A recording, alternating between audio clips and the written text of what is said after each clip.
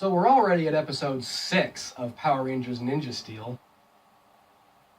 If anyone watched my last review, which was really short, there was a reason.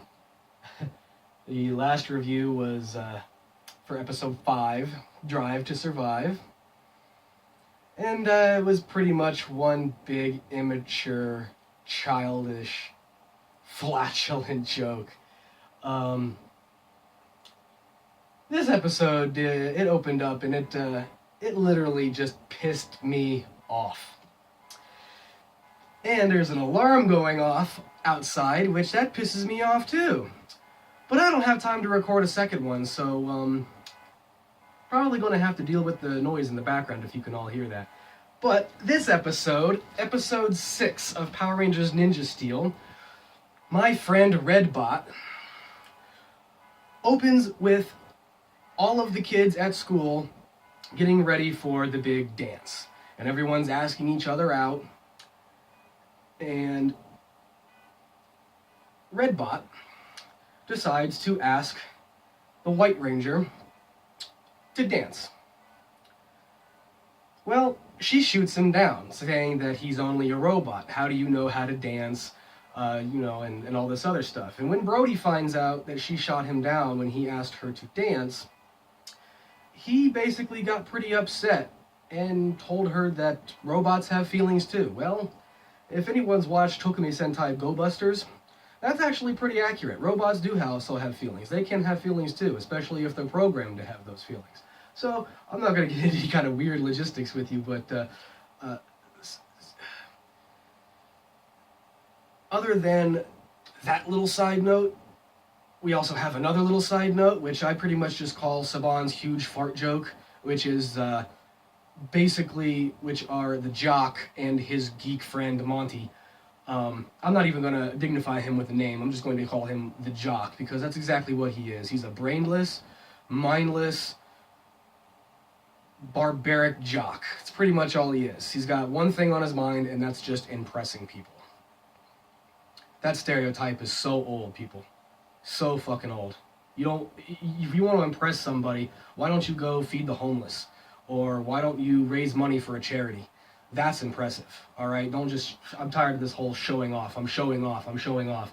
It's not going to get you anywhere with that kind of attitude. And Saban really needs to realize kids are watching this, and they pick up on that kind of behavior. So, you really want someone, kids growing up to be narcissistic? I don't think so. But getting back on topic of this episode, it opened up with the most ridiculous villain sequence I've ever seen. They open up with the monster that doesn't even belong in this series, mind you. The monster that belongs in the series before this, Tokyuger, which Saban skipped. He comes out on stage line dancing with a bunch of the other villains, with a bunch of the other henchmen. Just your classic, da da da da da da da da, that kind of dance. I'm like, are you kidding me? Then he turns around, doubles over, and farts right in the camera. What? What the hell kind of a scene did I just watch? This is Power Rangers. Fart jokes are something you expect to see in SpongeBob.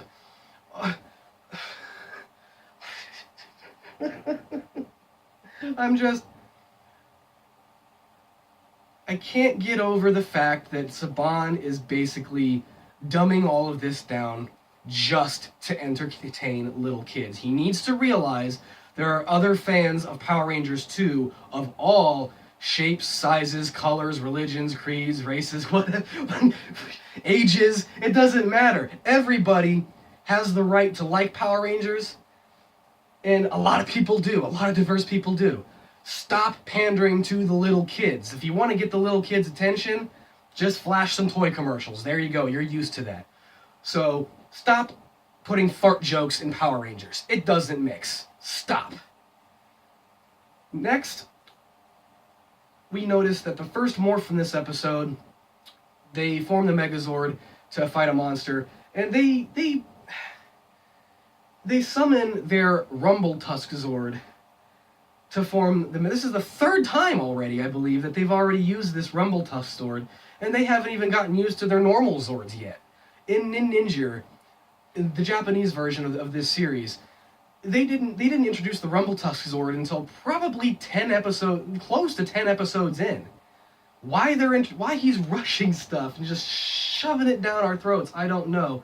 Because I'm pretty sure that there was a really good story linking the Rangers to this new Zord. Not just, oh, we're going to throw a star into a magical prism, and then boom, we have a new Zord. It's not that simple, people.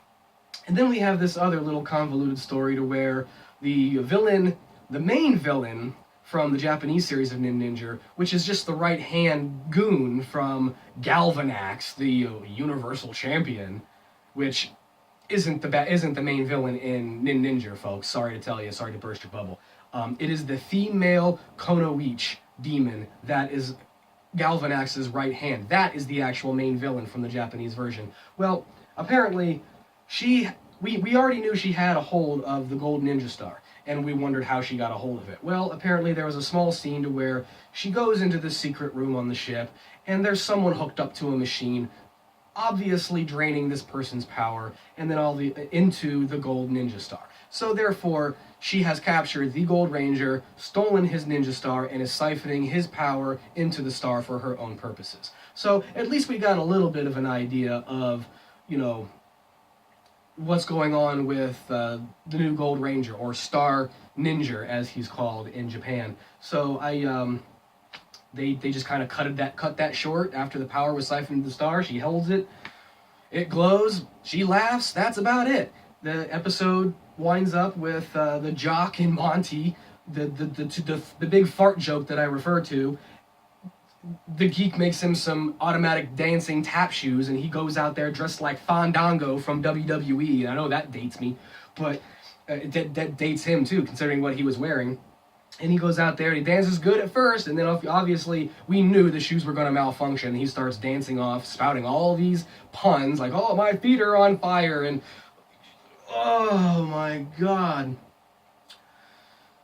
And at the very end, the White Ranger just figures out that she was wrong in turning down Redbot and basically declining his invitation to dance with him. So she goes, she finds him, she apologizes, they start dancing together. Redbot got some moves, but here comes the other Rangers. Oh, it's a Ranger dance party. Let's all dance for the last 60 seconds of the episode. And that was it. That was it. Again, maybe 5 minutes worth of actual Power Rangers fighting, which is lame. If I compared that to even the shortest episode of Ninja, there would still probably be twice as much fight footage in the episode of Ninja. So again, I don't want to sound like a broken record by saying Saban is fucking up, but he's fucking up. So I'm not going to drag it out any longer. That's my review of this week's episode of Power Rangers Ninja Steel, Episode 6, My Friend Redbot. So, I thought he was all our friends anyway. Anyway, until next week, Rangers ready, go.